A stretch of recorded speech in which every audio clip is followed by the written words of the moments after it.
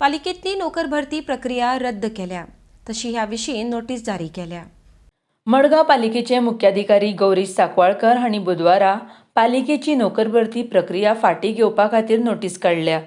10 ऑगस्टाक ही नोकर भरती प्रक्रिया राबोवपाचो निर्णय जाल्लो।